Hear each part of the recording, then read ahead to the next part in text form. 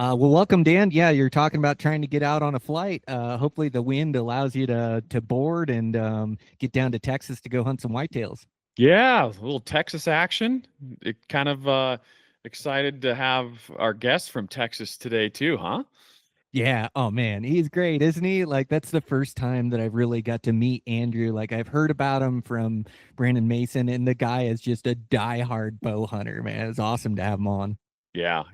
Andrew Jones from Texas, just a diehard bow hunter, and that's what I love about Texas too. Is it's like a different world, and obviously it's a hunting culture, and of course him being with Yeti, the history of Yeti and the history of Yeti. I mean, essentially they started in the hunt realm and fishing realm, and they've diversified so much over the years. And it's so cool to see companies that stay rooted in the outdoors. And as they've gotten so big, they haven't gotten like, too politically correct. They haven't gotten too urbanized or societalized with the hunting and fishing realm, and they've stuck to their roots. So that's really cool. Yeah. Oh, it's the best, man. Yeah, it's what we could strive or hope for all outdoor companies. And yeah, so we're just really excited to have Andrew on, to have the support of Yeti. They build absolutely awesome products. So, of course, you guys all know the cups, the ramblers, the thermoses. I like using an insulated mug or an insulated drinking apparatus. God, I'm lost for words after we've done the podcast. Tumbler, yeah, tumbler. Tumbler. So just having that insulated model is so nice for hot weather hunts to actually have a cold drink, and also during cold weather hunts to keep my coffee hot, but also to keep my water from freezing. And so that's been like one of the biggest changes I've made to my backpacking gear is using that insulated tumbler. So that's a great piece of gear as well. Yeah. The classic, Yeti cooler, the first product they came out with that really made waves in the outdoor realms, and kind of the first of its kind of, the buy once, cry once, and we talk about that all the time with equipment in the outdoor lifestyle. You get what you pay for. That's just a fact in the lifestyle that we're in. And so when you can have a cooler, especially on those longer duration hunts, that it does keep ice longer. It keeps your food better longer, and it keeps your meat colder for longer. And so, yeah, what is there to complain about? And that's why I'm so excited to be also partnered with Yeti, with Life of the Bowhunter podcast as well, because it is the best product. Yep, hands down. They also have their gear boxes, which will help for organization. And we talked to Andrew today. They have a new cast iron pan that I'm really pumped for. So going to be getting one of those as yeah, so I'm not eating a bunch of that non-stick product. Cast iron is definitely a great way to cook. So I'll be looking into those as well. And thanks to Yeti for their support of the hunting community. We really appreciate it. Great podcast with Andrew today. So yeah, we'll get into it. Just mention a couple things. Make sure you support Eastmans and the magazines. Beyond the Grid put together a great season this year, and now working on footage for next year, which is amazing. So it's going to be another awesome season, Dan. We got a bunch of elk hunts, which I know I love, and you do as well. They just make for the best films. Absolutely. Great adventures, trials and tribulations out there, and ultimately coming out successful at the end of those hunts. So that's what we love showing. We love showing the struggle. We love showing the hurdles.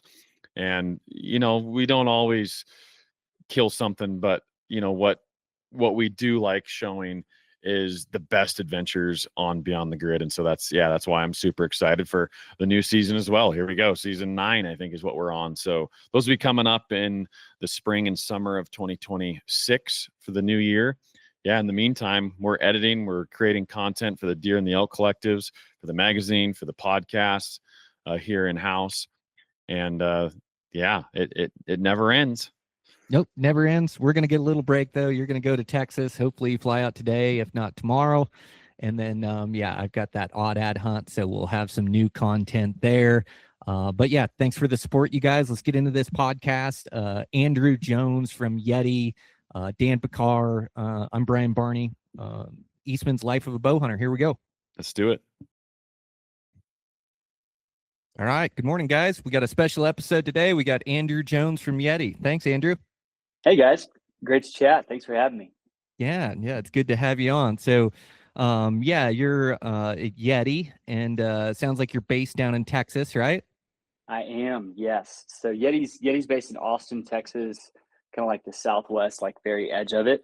And I live just within striking distance to come to the office when the need arises. So I'm in a little town called New Braunfels. It's a little river town, fishing town, fun time. We got some old Western dance hall, country singing place, and a little bit more my speed. I'm a little bit more of a small town folk, but Texas is home. Oh, how cool. Well, yeah, you couldn't make the podcast last week. Sounds like you were out hunting with the kids. I was, yeah. So we try and set aside at least 2 or 3 weeks a year as like a broader family to go out and hunt. And so like we always try and time. I don't know if this is like insider Texas info, but if I could pick any 1 week, it's going to be within December 10th, and it's going to be a waning moon right on either side of that. And that just seems to be the time that we harvest the most mature deer. Like we're always catching 5.5, 6.5, 7.5-year-old bucks daylighting in this date window. So we always try and set aside a full week that's like, hey, we're all going to camp, we're going to hunt. And I've got 4 boys, and so we took the whole crew of rascals out. My dad came and joined. My granddad's still out and kicking, and so he joined us at camp. And man, we had just a great week of deer hunting. Nice. Man, Nice. how cool. Is that that week work well due to the rut, those deer showing up down there, or is it post rut? Yes. So Okay. it's right at post rut. And so I think it's a combination of the moon helps them feel more comfortable in daylight places they're not, like they're normally a mature buck's just not going to go where a 4-year-old can sit and look at them on the edge of a field. So I think it's post rut, like their body's fully depleted. Like you'll see it, like their bodies, they've lost 15, 20 pounds over the course of the rut, and they're just catching like the early morning. They'll be out for the first hour, and they'll come in an hour before that sun really drops. So yeah, I think it's a mix of like post rut. There's still like Texas is a little bit behind a lot of places. We have kind of like 2 strains of deer in the area we hunt. And so there's kind of a second rut that happens in early December. Typically it's kicking off like right at mid 3rd week of November, pretty well like clockwork. We're going to have a major rut. And then there's a little bit of a second rut, whether it's like late bloomers, different strain of deer, whatever that is. We'll still see some like a little bit of chasing, but I think like right around that December 10th window, particularly on the waxing moon for us is, yeah, we track all kinds of data. That property takes like 60 to 80 deer a year. And so we've tracked that for like, since I've been alive. And just looking back the data, like date of kill, age of animal, it's like, there's like a 4-day window either side of December 10th that like really peaks. Well, that's not our typical bro science. It sounds like you've actually got some statistics. Yeah. It's like it was gut feel for a long time, and it was only after like this like I nerd out a little bit on some of this stuff. Man, I went and plugged it into a freaking spreadsheet and was like, doing all little dealios. And my dad's an engineer, and so he did like a little chart, and it was like, oh look, hey, we should hunt around this date window. I was like, it felt better when it was bro science, but now we're pretty committed to that calendar commitment with the family. So that's changed a little bit just with the nature of our lives. We also try and get out there. Like I bow hunted my whole, like since I've been able to pull back a bow. And so we still try and hit October. Like there's some great pattern ability there. And since it's kind of funny because like we joke that we can tell when I started bow hunting that October season because we started having more harvest. And really it's my dad would pass deer in October knowing that we as kids could get a chance at them later. And I started getting the tag, and I'm not passing, deer with a bow. Whatever comes in at range, start shooting them. So, yeah, we'll get out there early season too and stuff. But definitely fun to hit that December window. So, yeah, I was out there. I've got the 4 boys I have are 9, 7, 4, and 2. Wow. So it's a little bit of a fully involved activity to survive deer camp for a week. It's sort of like I'm pulling out all the dad hacks I've got, like the amount of PB&Js and hot dogs. And thank goodness we shot some deer so we could have some tenderloin. We got a grinder out there, so we had some tacos and stuff like that. But it was like, whatever we can do to stay alive, keep kids happy. Pulling out the dad hacks, like peanut M&Ms is our way of buying quiet and being still for, all right, every 3 minutes we can have an M&M. But the peanut M&Ms are way better than regular M&Ms because it takes them a little longer to, they're going to they have candy and chocolate and a peanut. And it's like that little 3 minute increment of like, we're still in quiet while we're waiting. It all seems to pan out. So we had fun. We shot some deer, took a couple does, and had a good opportunity on a buck for one of my sons. He took a shot, but I think, I could feel him. He's sitting in my lap, and buck fever was definitely a part of that. So we weren't able to find that deer. He's turned up on camera, and he's all good now. But it was an awesome week. Yeah, it's so much about the experience, like sharing what we love with the kids like that. It's good you've got them started so young, and I love the hacks for snacks for the kids. Yeah, that it still works when they're teenagers too. It's like we've always got some good snacks, but yeah, that's amazing, man. It sounds like you make it a whole experience with your dad coming down, the 4 boys, you guys are camping out, and then it sounds like you've done an amazing job with that ranch, that place you get to hunt in Texas. Sounds like you've been able to hunt there as a kid. Your dad hunts there, and now your sons. It's pretty cool to be able to share that with them.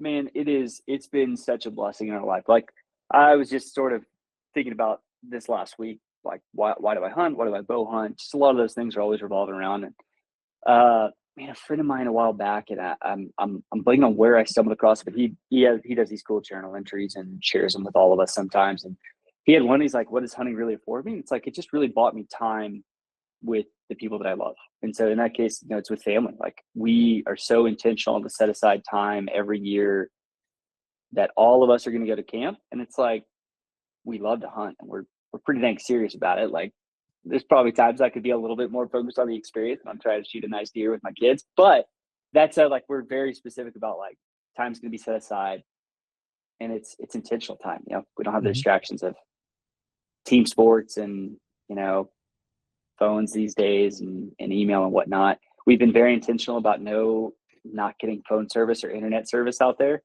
And that's been helpful. You just get concentrated time of a place to be. So, and there's stories you get when you hunt the same piece of ground year over year over year. You really get to know the land and how animals behave out there, and you can see some changes. Like, agricultural practices change pretty regularly, and that changes deer movement some. So it's fun to recall stories with kids. And then we'll bring friends out there, and I'll hear my kids telling a story that my dad told them about when he was hunting when he was younger. And they're like, oh yeah, my granddad used to sit in that oak tree over there. And one time he fell asleep, and this big buck walked under him, and all he saw was it walking away, never got to shoot. And it's fun just to hear some of those, like, orations being passed down. I grew up listening to my dad tell that story. And the deer's grown a little bit, I think, in the retelling, but it's definitely fun to listen to. Yeah. Well, that's the stuff that sticks with you. And as you're telling those stories, that's what's bringing me back to my childhood too. And, growing up in Northwest Montana, of all the things we did when I was a kid, for us, it was all about going out to Eastern Montana with my dad and brother and hunting antelope every single year. Like, that was our camp. I mean, we deer hunted and elk hunted at home, but that's, like, of all the memories, that's what's stuck with me when I think about growing up hunting and really being immersed in the outdoors with my family, with my dad and brother. That's it. So those are the experiences, like what you're talking in Texas, that are going to stick with your kids too, just like I can tell has stuck with you very vividly since you were a kid.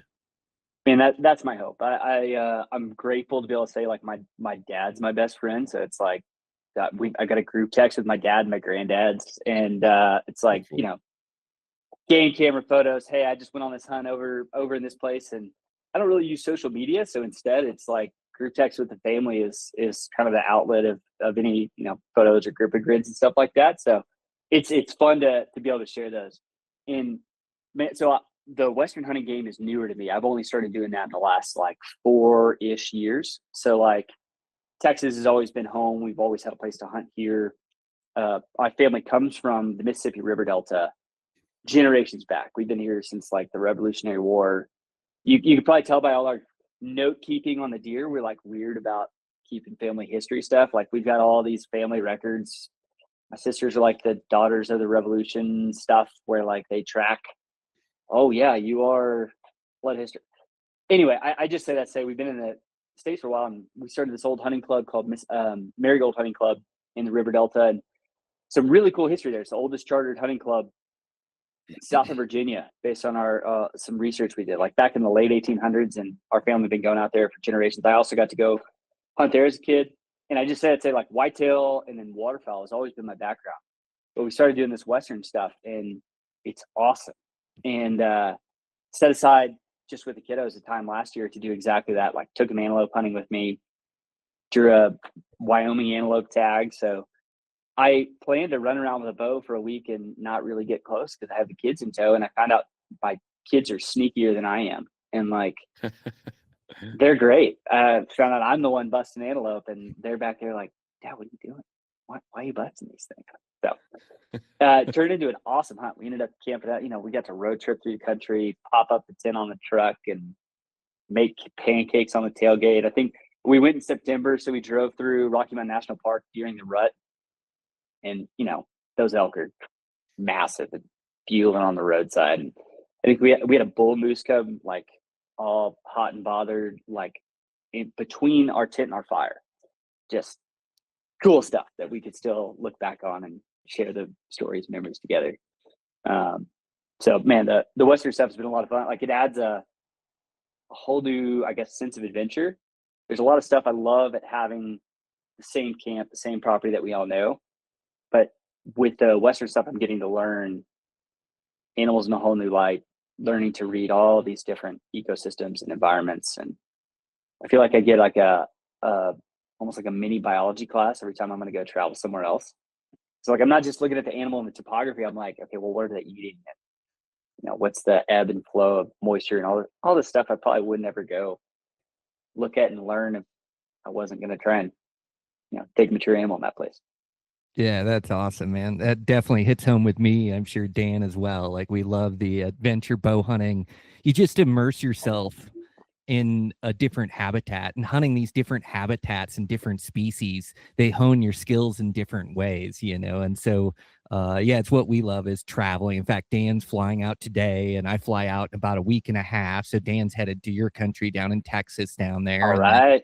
Yeah, I'm headed for Aoudad, which is a new species for me. I'll be just a little bit north in New Mexico, and it's a 15-day season. And so, we're going to go immerse ourselves in some different habitats here and kind of get out of the cold of Montana and Wyoming, although it hasn't been that cold. But it sounds like the perfect fit where you get to hunt and take advantage of country that's right around you, which Dan and I also do, and then being able to travel and immerse yourself in these different environments. And it sounds like you have such an analytical mind, doing the statistics or doing a spreadsheet on your hunting, is like a little far removed from Dan and I. Dan has a brother that has an engineer's mind as well, like a real analytical mind, but I think it can really lend itself to hunting.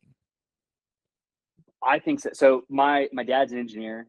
Both of my grandfathers are engineers, and they were both Air Force pilots. And so like they, both on the engineering side afterwards, designing cockpits and fighter jets and all this structural integrity math. And that's all way smarter than me. I'm just in marketing now, but I think there's a little bit of the analytical mindset in there that definitely lends itself to some nerdiness at times. Yeah, we talking to Brandon Mason. He was talking about some of your guys' conversations, with a bow and with your setup and testing fletchings and noise. And we've always gone back and forth, at least I have, about a bow and whether animals are jumping the string from the sound of the bow and then reacting to it, or the sound of the fletchings. And so I have also done so many tests where I listen down range. I test different fletchings for different noise. Different helical fletch on them will make different noise as well. The different profiles on them, and then the sound of the bow, trying to quiet that down. In downrange, it seems like you hear the sound of the bow, and then you hear the fletchings whistle right before it hits the target. And it's so tough to dial in. And I definitely like whitetails are bad about jumping strings. So are mule deer, and then antelope are horrible as well. Like I've had the same antelope jump my string, 3 times in a row where I had to stop shooting at it because it would just keep getting out of the way of my arrow, So Just Houdini. yeah, so it definitely sounds like you're all in on bow hunting and testing your setup and trying to find the best setup for those Texas whitetails and other species as well. For sure. It's almost embarrassing. A good buddy, you all may know Pedro Ampuero. He's a bow hunter from Spain. He's a really good buddy of mine. He was just here in Texas. He came by the house and, all the chaos and kids and stuff like that. But I opened the garage and he's just like, looks over in the corner and I have buckets on buckets of arrows.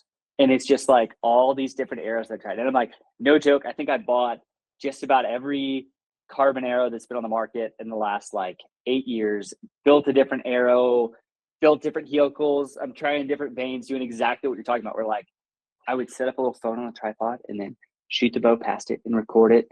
And then I got to the point where I'd have a neighbor come over and shoot the bow, and I'd stand around the corner of the house so I could just listen to that arrow as it comes by. And then I got Brandon introduced me to this study they did on antelope in Africa, where other antelope wouldn't jump the string of the arrow. It was only the antelope that was in the direction of fire of the arrow, and it was something about the sound they could hear inbound to them. Anyway, with that, I started doing some maybe less than safe testing methods and seeing can I figure out how to get behind this target with some buffer and see if I can hear it. Definitely not approved. Don't try that at home at all. But you can definitely hear a difference when you're downrange of the arrow than when it's to the side, and definitely different than when you're shooting it, which changed my opinion. I had a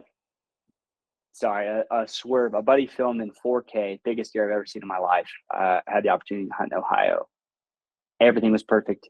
Deer had no idea we were there. Mature buck. Plenty of other deer around. He is completely at ease. So everything that I trying to figure out about animal behavior, I'm shooting down. I'm about 30 feet in the air, so I've got a pretty steep angle. And so I'm I'm not going to hold low because everything says he's at ease. He's only 24 yards. I'm really confident in speed and quiet of my arrow, all these things. In 4K, I send the arrow. Everything's great. And in the last, as the arrow comes into frame, deer picks his head up and does this crazy roll, dip, move. And I completely missed it. And it was would have just freaking center punched his, mid mass with the exit wound, right there at the bottom of lungs, and clean miss. And purely after the arrow is in flight. So that's where I ended up going down the rabbit hole of all right, I'm going to stand downrange of this thing and see if I can tell a difference listening to it. So I now have a vein that I, not analytically, I definitely bro science think is a little bit quieter. I slightly lessened my helical after that. I found that in my own very anecdotal testing that a pretty aggressive helical seems to be louder downrange. So I reduced that, and I definitely don't want to enter into broadhead topics, but I found broadheads definitely sound different as well downrange. And so for really on edge or seeming switched on animals, I maybe make a different broadhead choice based on that. Very anecdotal, non-analytical testing. Yeah, someone will do sometime. We're same. Yeah, it's I've tested so many different arrows, fletching, broadhead configurations, and I take into account sound, and then you also have to get the correct steering, to steer broadheads well to get good accuracy. Yeah. And then us out west, we have so much wind drift as well. Yeah. And so we're always trying to minimize wind drift and drag. And what's wild is, those fletchings at a steeper helical fletch like that, they'll actually wind drift more just due to the helical fletch on them is what I found. And also they make more sound as well, and then more drag on the arrow, of course, slowing it down.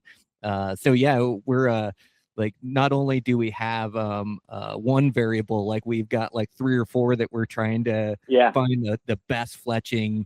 And yeah, it does seem like those broadheads, man, I've had deer and like axis deer really bad about jumping the string. And Dan and I hunt a bunch of axis, which you can probably relate to in Texas. We hunt them in Hawaii, but those things are so jumpy, and you can hardly shoot a fixed blade broadhead at them. They just hear it, you know, and especially the vented ones as well. And not that you can't use a fixed blade for them, but we've just found, you know, the smaller profile of those heads, the more aerodynamic they are, you get the better you know, aerodynamics from it, but you also get a quieter arrow in the end. So yeah, there's so many factors. It's wild that we have to think and consider all these things when shooting at animals with these arrow setups. Like, you think, you know, the buck walks into range, you execute a good shot and he's dead, and it's just not that simple with these jumpy critters. They can sure get out of the way of an arrow, which can just absolute frustrate you to your core. I had a couple animals that jumped my string this year,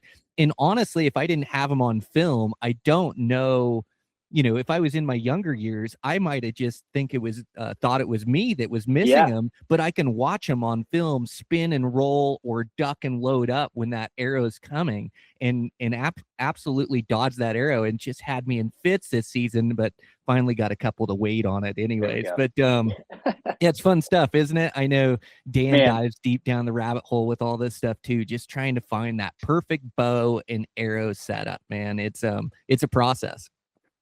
Yeah, that's the big thing, is if you invest in bow hunting or just hunting in general, we're all a percentage of mad scientists, right? Like, if you're into it, if you're really into it, you have this analytical mind to a degree of testing, figuring out what's going to make my setup better.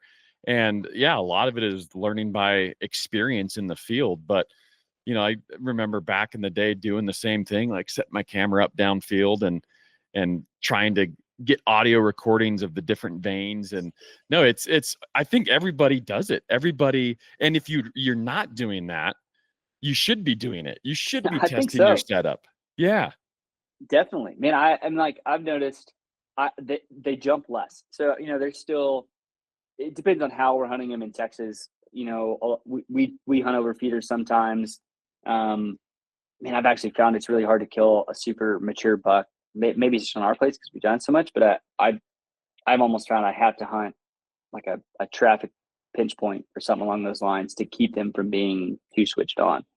They know when they're coming to feed, or they're coming to a dangerous place. They're just tough to get to full draw at really close range.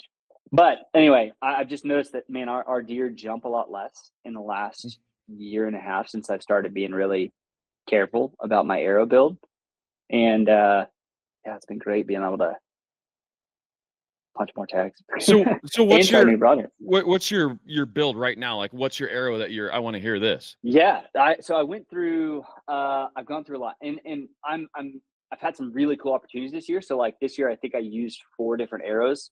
I did one for water buffalo because that's its own thing. So that's, you know, heavy and fixed. And for the bigger things, I am a believer. I like 2 holes and I like penetration, and I like to have the chance of a marginal shot. So if the animal's, you know, hard quartered, steep angle, something like that, I like to pad my stats. So I do like a fixed blade, and I do like a non-vented fixed blade. But I'm making a conscious choice when I take that to decrease my shot distance. And man, those things can be sensitive to wind. I found that out as well. But the good Remy over at Day 6, Remy and Brian, have actually helped me in that fixed blade world. So I've got a fix. I do use 4 fletch with that, a really light helical. I noticed, again, this is just the bro science. It's slightly louder with that 4 vein, but I valued not having to look down. And I went off and tested, like, does this arrow really fly different if my cock vane is down versus up. And for me, it did. And, like it's only like, maybe 3 inches at 50, but I was like, there's times where 3 inches at 50 is a big deal. And if I add wind on top of that, that's a big thing. So anyway, for that particular fixed blade, and I went to 4 just so I don't have to look down and make sure the cock vane's there, and I can just stay focused on the animal and always know what they're doing. And then for the mechanical, which is what I started using a little bit of whitetail. Our whitetail are real lightweight, and I have a real long draw length, and so I can get away with a heavier arrow and still kind of keep the speed that I want to. So I try and keep like 285 to 300 feet per second. I found if I go faster, it gets really loud and it's hard to keep a tune. And so, but I guess like I a lot of times I'm not always ranging. I just know the flight of my arrow and I kind of know my holdovers. So I don't want to go away from that range where I really kind of know my arrow drop. Anyway, so all that nerdiness comes into, I've been using the 4mm axis, and I just tried the 5.0s from Easton as well. And I actually really like how those fly. And those have been great for a mechanical setup. And I've used I think 5 different mechanicals on deer this year. And that's a rabbit hole that everyone's going to have an opinion on that I probably will withhold my opinions on. I've had great experiences with almost every mechanical I've tried, and I've had a lot of failures too. So it's like, I kind of know of a cognizant dice roll when I use one, but I've had some great experience and great arrow flight with Sever. I've had some good experiences. G5 makes a nice expandable. The Evolution folks have that hybrid that I've found pretty cool results with as well. I had one deer that jumped, and I had a full pass through the length of the deer, which was pretty wild. Some cool testing with all those different broadheads. It's another advantage of Texas. We have these, we call them MLD managed lands for deer tags, and so we get to shoot a lot of animals and see what a lot of different arrow builds and stuff do. Pretty cool. So that's what I love about Texas. And, a lot of our guys that, we grew up Western hunting, and that's what we're mostly talking about and doing. But I find Texas fascinating for that reason. And like growing up in Montana, watching stuff over the years, you're like, man, if that buck had just had another year or like another 2 years, he could really turn into something. But that's not reality, like on public land in Montana or wherever we grew up. So that's a big thing that I do enjoy about Texas, aside from just the testing, like you said, for the Dale there at Evolution Hide with the broadhead there, that they tested so much in Texas because it's such a good petri dish for like solid scenarios that you can replicate over and over and test broadhead, just not only flight, but just effectiveness. And so you have that, and then you have the QDM, you can get it and watch bucks and trail cams. And so it's fun to be a part of. And that's why I enjoy it. Like the hunting culture of Texas is so much different from Western hunting, but that's really what has captured my attention about Texas over the years. Is the different culture. And like, we've got invasives here that we get to hunt. We definitely have off season, right? Like I'm hunting less in the summer, but access rut in the, May, June, July, and we've got wild pigs year round. And so cool. You talk about a perfect thing to test an arrow setup on.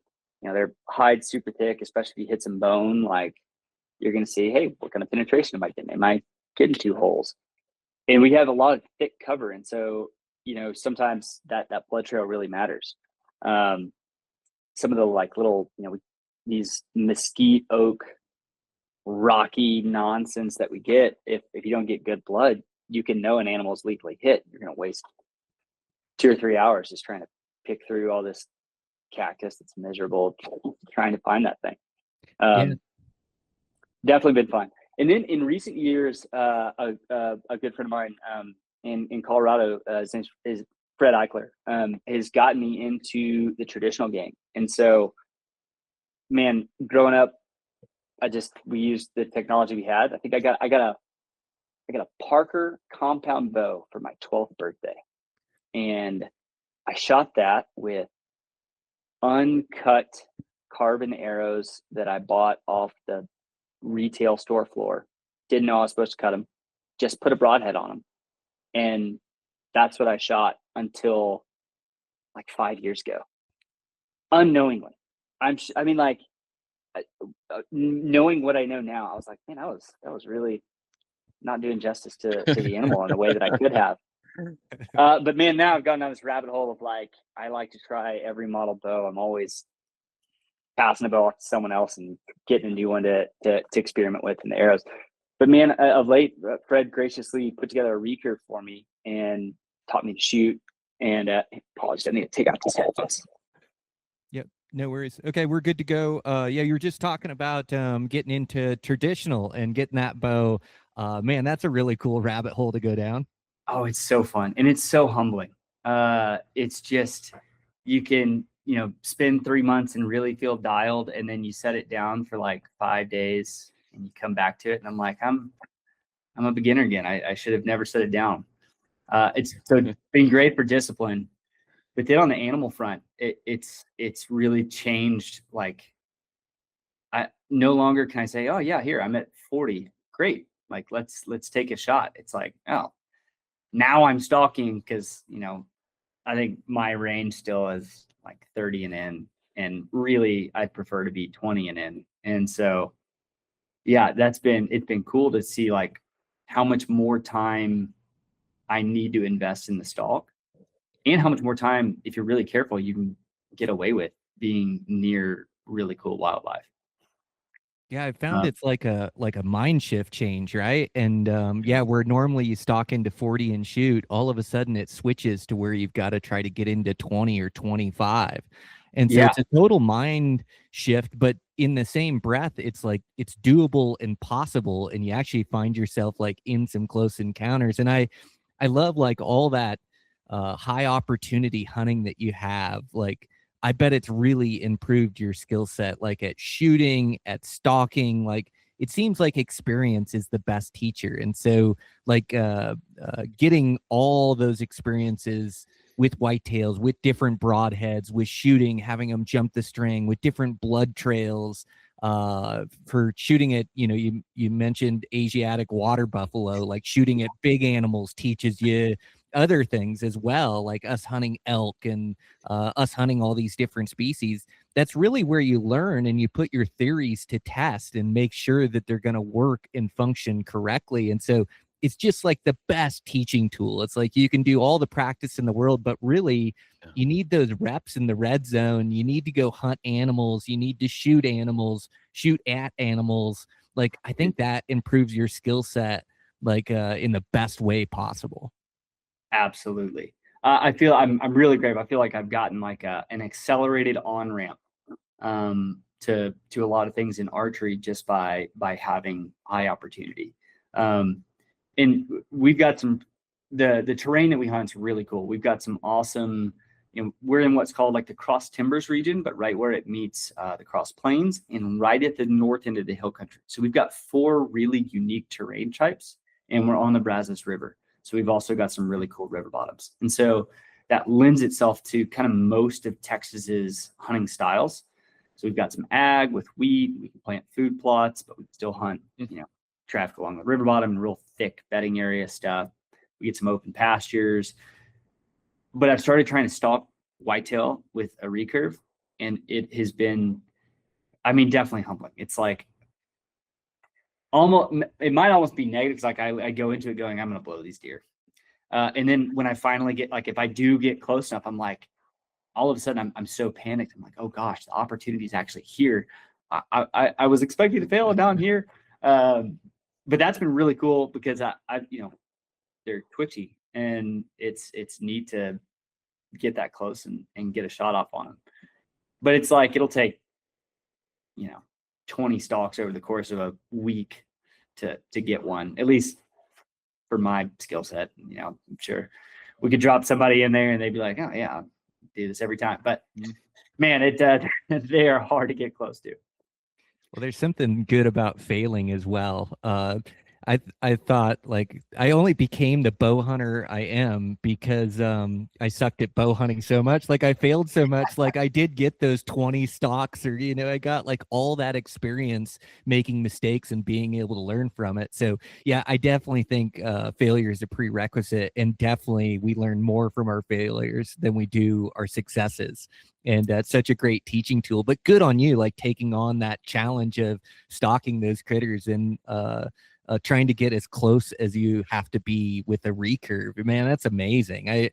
It's just gonna like catapult your learning, your bow hunting skill set. And boy, if you can spot and stalk a whitetail with your recurve bow, there's no animal that's safe from you. Well, man, thank you. It's been fun.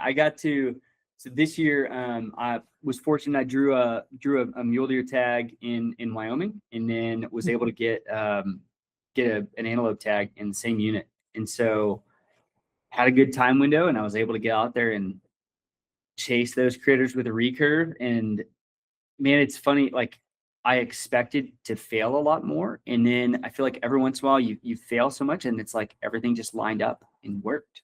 And it was like the first stalk with the recurve for an antelope worked, and Whoa. I got a shot off, and the antelope didn't jump the string or the arrow, and boom, all came together. And I was like, that I was expecting to do this stalk a lot of times, and it just happened to all work out really well that first time, which was super cool. But man, you mentioned earlier, wind is way less a factor for the hunting that I've grown up in. And it's only as I've started going west, I realized, holy cow, it's a major thing for you guys to think about with archery. And I had started thinking about the compound, and I try and get out and shoot with the wind when we have it here, but it's always the south wind just about for us. And the way my house is oriented, that's not very helpful. That's right behind my back. And I'm like, I'm never going to shoot with that. But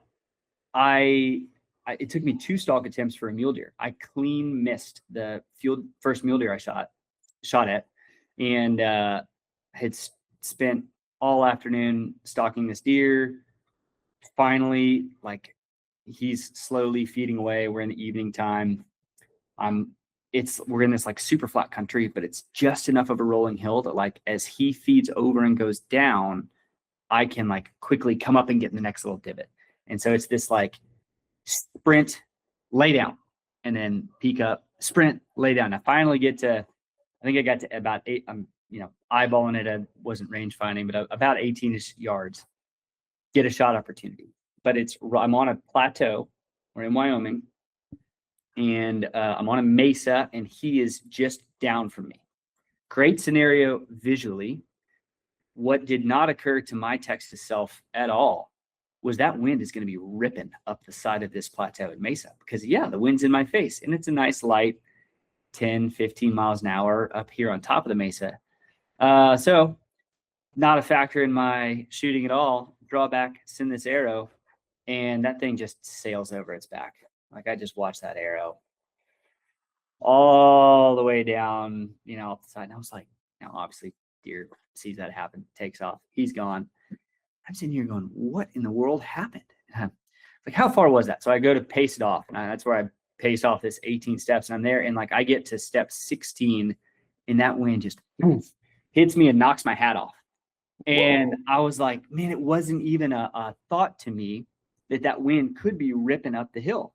And so, I'm shooting a fixed blade, and I've got 4-inch feathers on that trad arrow. I probably got nervous and probably held a little bit high, part of it, but man, that sucker just sailed. Like did not drop the way that I thought at all. And I was like, man, learning from mistakes here. I was like, next time I stalk on a mesa somewhere with real wind like Wyoming, it's going to be in the back of my mind. Mm-hmm.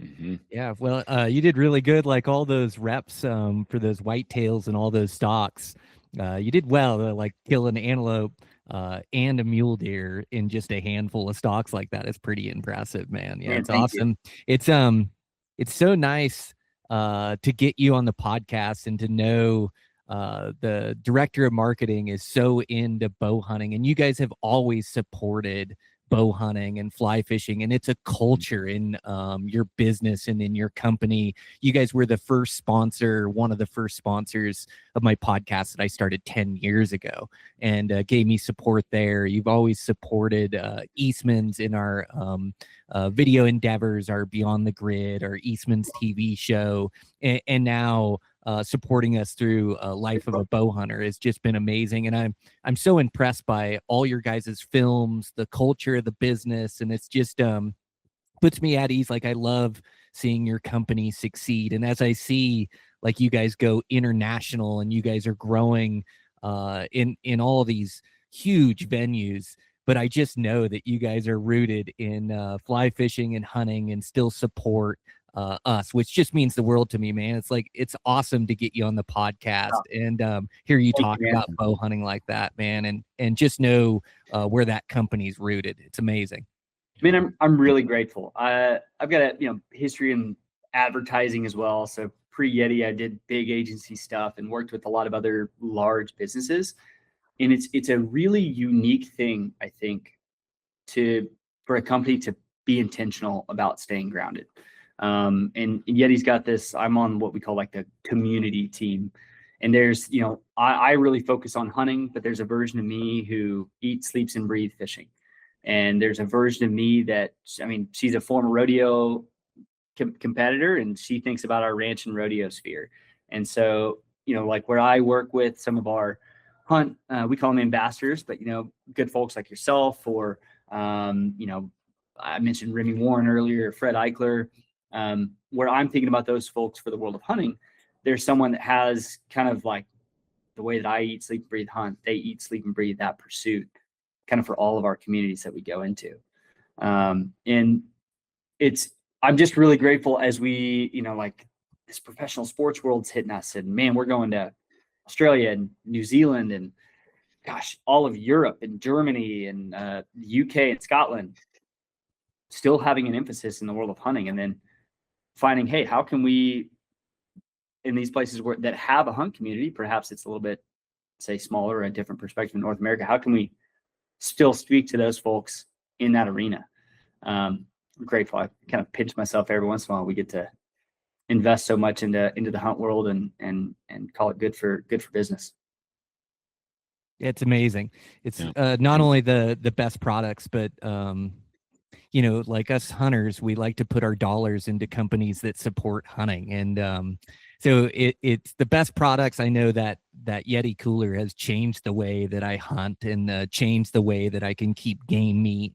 And I've had the same Yeti cooler for 12 years or, like something crazy like that, that's still riding around in the back of my truck, that's got stickers on it. And it's just, it's procured so much like good game meat for me. And then from the cups and drinks, and then Dan and I were talking about the go boxes the other day. You've brought some organization into my life, which has been great for traveling and hunting. Like, all the products are absolute top-notch best products you can buy, but then it's supporting a company that gives back to hunting and fishing and outdoors and stuff. So it means the world to us. Man, thank you guys. I'm grateful. It makes, I do have to occasionally be a, business person and think about marketing. And it's nice that, generally speaking, they're good products, man. They're top class, whether it is the best or we're among the best, it just makes it much easier. Where I don't have to worry about, like, gosh, is it going to break or is it going to fail or all these other things. It's like, man, no, it's going to work for the task that you've got for it. It should last, a very long time.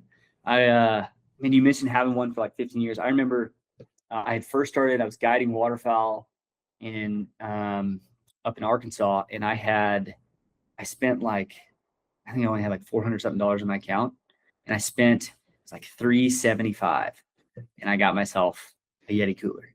This is obviously pre-working at Yeti. This is over a decade ago. And I was pumped because I was like, man, it kind of meant something to me, because I happen to know some people at the company that really invested back. I mean, they spent a lot of money in a variety of conservation groups, Elk Foundation, Ducks Unlimited, Delta Waterfowl, and all these places. And they had just done a project on some public ground really close to where I hunted. And like, Yeti fully sponsored this green tree restoration project on this place. And I was like, that's cool. So it was like, I knew that I was buying a product that would work for me, but man, I felt like I had a personal connection. It was like, man, that they somehow, of all the places in North America that you could go and hunt, they knew about this one and that it needed some restoration work, and they chose to pour some dollars into it. And I was like, man, yeah. So it was like, I guess I made the purchase before ever working there of I'm buying into more than just the product. Yeah. That brand kind of, it stands out to me. And that's the biggest thing to me is what brands can we sit here and name that have put that much back into the hunting community and also haven't wavered when it comes to hunting or their stance on conservation since Yeti has grown so much in corporate and gotten so big. Very, very, very rare in, just the marketplace of coolers or hunting or, just in general. So yeah, that's the biggest thing. Like you said, that when I sit back and look at like, wow, the marketing that Yeti did, number one, you can tell they care, but they really have a way of connecting with their customers through lifestyle. Yeah. Through lifestyle. That's what it is. That's how you build a connection with your customers and your people. So that's what I see as Yeti being such a great brand because of that. Oh man, I agree. I mean, I feel lucky that I'm on this side of it and I get to help go and find cool stories. But like when I first, found out obviously the product there, bought that cooler, and then man, I dove in and they had just started some of those Yeti Presents films, and man, they made one. It's a film called Sam, and it's about a guy's hunting dog. Yeah. And man, there's a line in that film that I was like, these guys get me. And the line was, we measure our lives in the dogs that we have.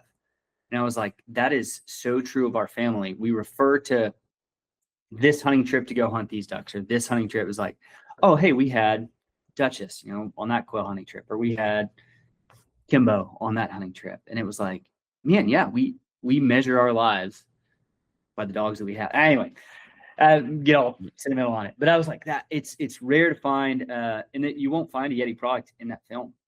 And I was like, what kind of business is going to go off and make a storytelling film and not at least like, sneak a cup in there or something at you, right? But it's pretty neat. I'm grateful for it. It's really authentic, supporting the cause. And yeah, it's buy once, cry once. You buy a quality product, and I know, not only the cooler, but the soft side coolers have allowed me to travel, internationally and bring meat home. And yeah, they're just products that I can count on. And once you buy them, like, it's got to be a kind of an issue for Yeti that you make such good products. Like, in a day and age where people build things to break, you guys build things to last the test of time. And so here I have like all these products from Yeti, but I've had them for so many years that I don't need to replace them. They're built too good. So yeah, it's and then the customer service too, of really standing behind everything that you guys build. Like, you've just built like this great company that has a great reputation, and why you guys continue to succeed, and why guys think of you when they're looking for their next product. The causes that you support, and also the products that you build. And I did see that you guys have a new cast iron pan, so that's on my list to get in a day and age where we're all moving to being more health conscious, like just like not eating that non-stick off those pans and then having a seasoned pan. Like, I do tout myself as a pretty good tailgate chef, so I think that's my next purchase, is that I need to check out some of those pans you guys came out with. Man, they've been awesome. I found it cool. So like the folks that make that, a company called Butter Pat, they're in Wisconsin, and they handmade, hand finished pans here in the States. Really, really cool. It's actually not far from the guys there at Matthews, where they make them, and they're an awesome product. And I expect us to make good stuff for sure. But I went out and used one for the first time, and historically, I'd come back to camp after a long hunt, and you're like, I'm wanting to minimize the time that I'm, doing camp stuff, so I can get some rest, because I'm freaking torched after all the other things that we've done. And I was in my mind, I'd always thought there's a lot of cleanup with cast iron. and I used it for the first time, and I was like, it actually didn't stick. And the cleanup was actually just wiping it off. And I was like, sure, dishes are not that big of a deal.